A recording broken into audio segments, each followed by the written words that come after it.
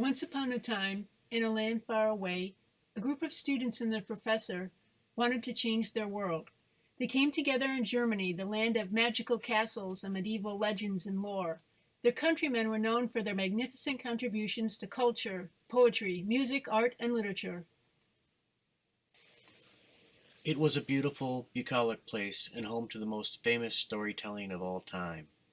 Grimm's fairy tales and fables, Hansel and Gretel, Rapunzel, Sleeping Beauty, Snow White and the Seven Dwarfs, and Cinderella.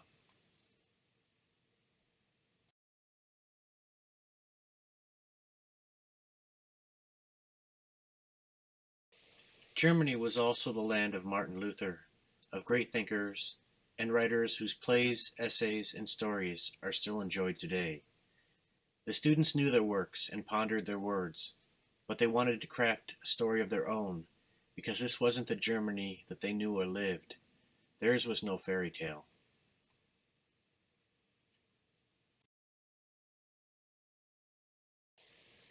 Everything changed when the Second World War broke out. Germany, once known for its Dichter and Denker, poets and thinkers, had become the land of Richter and Henker, Nazi judges and executioners. And there was a dark side to this story.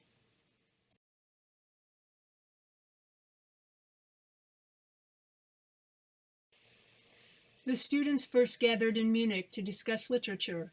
Today, they and their professor are known as perhaps the most famous resistance circle in Nazi Germany, the White Rose. They long for the Germany of the past, in which human welfare, dignity, and respect for humanity eclipsed the world's dark story. In 1942 and 1943, the White Rose worked in secret and in the cover of darkness to produce and distribute flyers calling on their fellow Germans to resist Hitler and his henchmen. It took tremendous courage, and it was time-consuming work, using only a duplicating machine.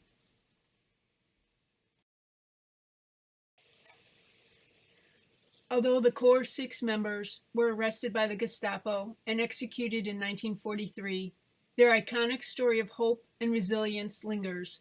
Those who know it look to them as role models and examples of how ordinary individuals can make an extraordinary difference in the darkest of times.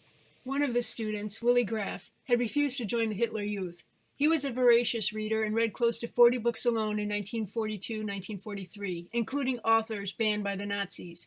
He spent much of his time searching for hope in humanity after the injustices and atrocities he had witnessed at the hands of his fellow Germans, both on the home front and battlefield. Munich had been the birthplace of the Nazi movement, but it was also the place of the counter-movement, the White Rose. Both had used words as weapons. The former used them to incite violence and war, and the latter to promote peace and resistance. And the fifth White Rose flyer began with a call to all Germans, a non-violent call to action to resist the Nazis.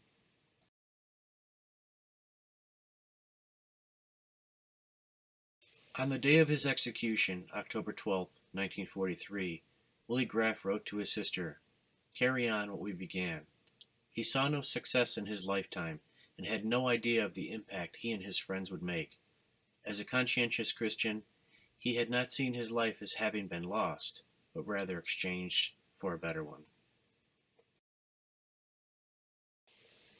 But the story of the White Rose didn't end there. Copies of the sixth flyer were dropped over Germany by British aircraft. And when the German author and Nobel Prize winner Thomas Mann heard about the White Rose, he mentioned them in his anti-Nazi broadcasts over the BBC, praising their courage. The power of their words offered hope. Today, Germans and many from around the world recognize the significant impact of the White Rose.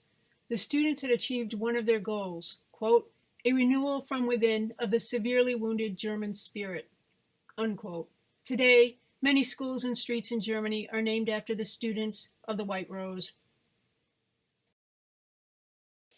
The story of the White Rose matters, and so does yours. Stories allow us to share the lives of others, to pass over into their time and space, and to empathize with their struggles. We come to know the moral dilemmas they lived and the fears they had to confront. What would we have done? What can we do today?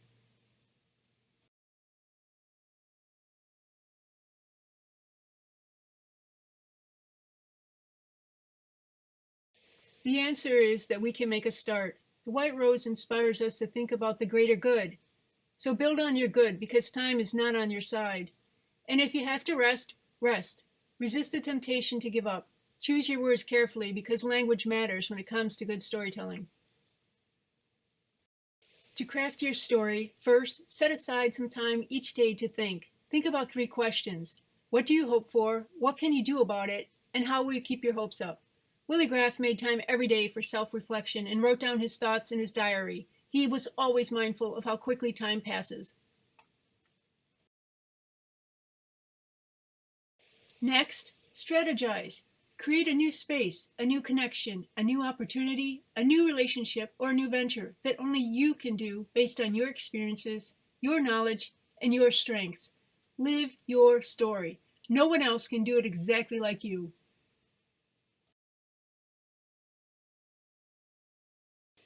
Third, it's your story. Commit to it. It might be a work in progress, so tell it, revise it, and retell it.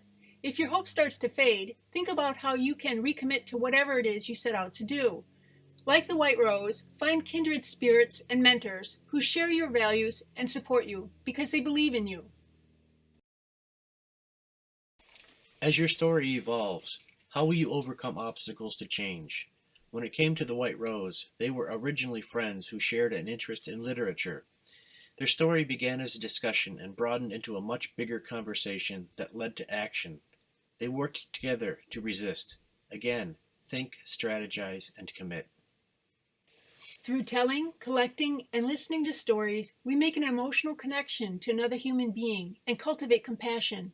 The white rose inspires us to think about a higher purpose. One can only hope, and to hope is to be human. What's your story? In the end, your story can evolve and inspire others long after you're gone. It's your time. It's your story. You never know who you will impact. The moral of this story is that we're all in this together.